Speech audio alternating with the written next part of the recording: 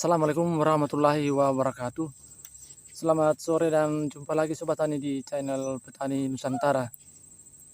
Dan pada kesempatan sore hari ini saya kembali mengupdate budidaya cabai lokal Rica Jarum.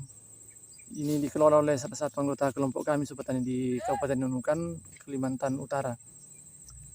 Nah, untuk saat ini umur dari cabai lokal Rica Jarum ini sudah memasuki 60 hari setelah tanam dan sudah dalam masa pembuahan atau fase generatif.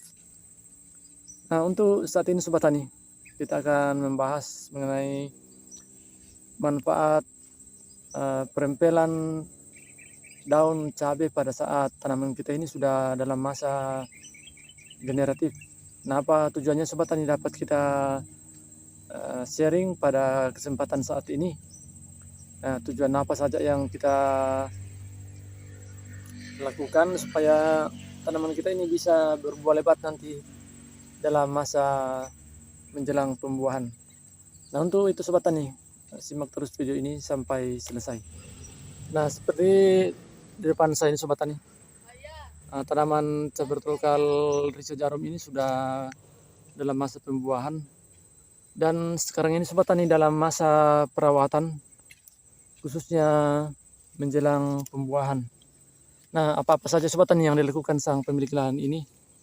Nah, yang salah satunya itu Sobat Tani yaitu dengan melakukan kegiatan perempelan daun tua pada tanaman kita ini yang terlalu subur begini. Nah, jadi kita lakukan perempelan mulai dari bawah sampai pada percabangan E-nya. Nah, jadi tujuannya Sobat Tani itu untuk menjaga kelembapan di dalam lahan ini. Kemudian yang kedua untuk memperlancar distribusi nutrisi ke setiap bagian tanaman kita ini pada saat melakukan pembuahan. Nah, manfaat yang lain Sobat Tani itu untuk menjaga munculnya penyakit dalam lahan yang kita kelola ini, khususnya penyakit jamur pada saat tanaman kita ini dalam masa pembuahan, dan kadang muncul pada saat cuaca ekstrim atau musim penghujan yang terus menerus. Nah, jadi itu yang perlu kita jaga Sobat Tani, penyebaran dari penyakit, khususnya penyakit jamur yang sering muncul pada tanaman kita. Nah, untuk saat ini Sobat Tani sudah selesai dilakukan semua perempelan pada daun-daun yang terlalu subur Sobat Tani. Kemudian juga dilakukan pembersihan gulma yang ada di parit-parit beringan ini dengan tujuan untuk menjaga inang dari penyakit yang kadang muncul atau wabah yang muncul dalam setiap lahan kita ini. Nah, hal-hal yang dilakukan juga Sobat Tani itu dengan melakukan pemupukan. Nah, ini sering dilakukan dengan sistem penaburan Sobat Tani atau melakukan pemupukan pada lubang-lubang pupuk yang sudah disediakan. Nah, seperti ini. Jadi cukup dilakukan penaburan pada lubang pupuk seperti ini. Nah, ini Sobat Tani sudah ada bekas-bekas pemupukan. Ini sudah larut semua karena ini sering terguyur hujan, jadi pupuknya sudah larut dan sudah terserap bagus oleh tanah-tanah yang ada dalam beringan ini. Nah, itu Sobat Tani dari segi pemberian nutrisi. Kemudian untuk pencegahan hama dan penyakit. Nah, ini dilakukan Sobat Tani untuk mencegah munculnya penyakit busuk ranting. Nah, itu dilakukan dengan penyemprotan fungisida, yaitu dengan bahan aktif tembaga hidroksida. Nah, itu yang biasa diberikan Sobat Tani itu dengan menggunakan Kopside 77 atau bisa juga dengan Kuproxat. Nah, selain itu Sobat Tani juga di rolling dengan menggunakan fungisida Amstar Top. Nah, itu fungisida yang sistemik Sobat Tani, artinya jika kita semprotkan pada tanaman kita ini bisa menembus sel-sel jaringan bagian dalam dari tanaman kita ini. Jadi bisa menghambat penyebaran penyakit pada tanaman kita.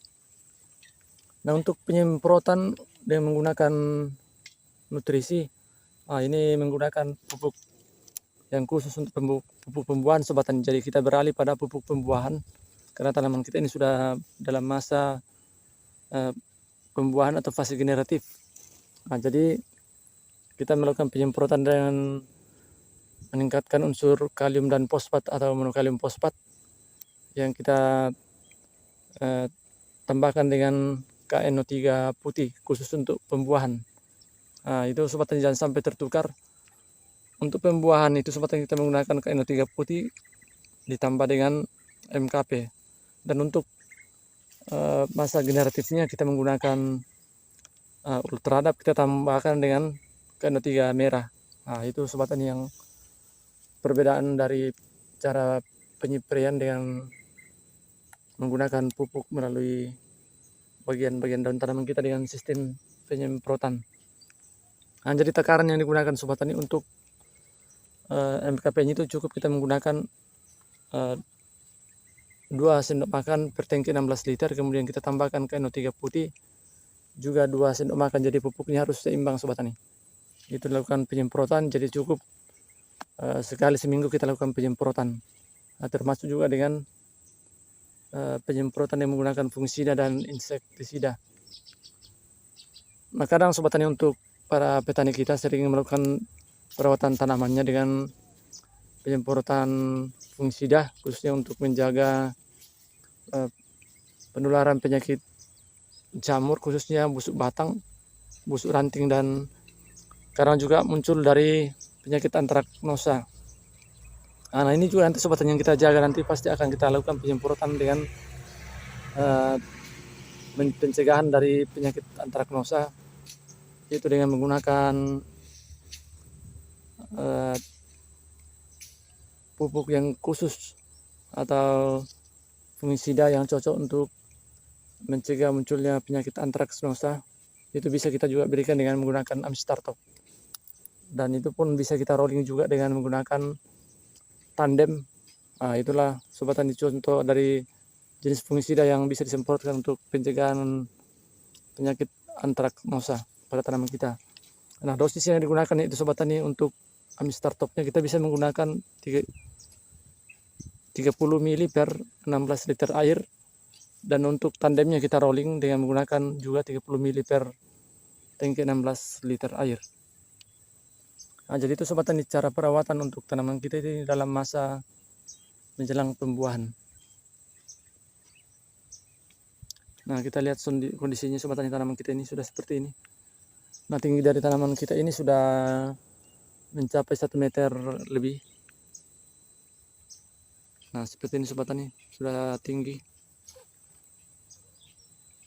Jumlah populasi dalam lahan kita ini Sobat Tani sekitar 500 lebih tanaman. Karena ini dilakukan penanaman dengan sistem 1 jalur saja Sobat Tani, ini sistem 1 jalur. Sistem jalur dengan jarak tanam 70 cm antar tanaman. Seperti ini Sobat Tani. Lebar dari bedengan ini sekitar 80 cm.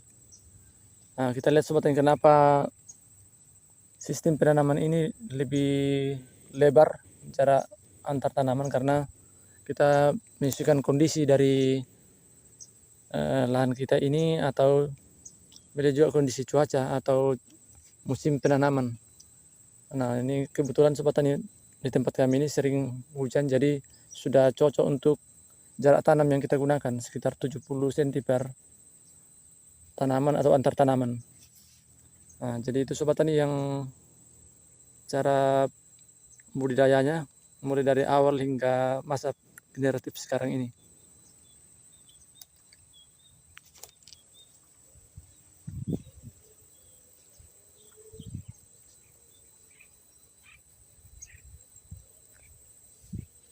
Baik Sobat Tani, sekian dulu video dari saya, semoga bermanfaat dan menginspirasi Sobat Tani semuanya dalam berbudidaya cabai di tanah air. Terima kasih, salam tani Nusantara.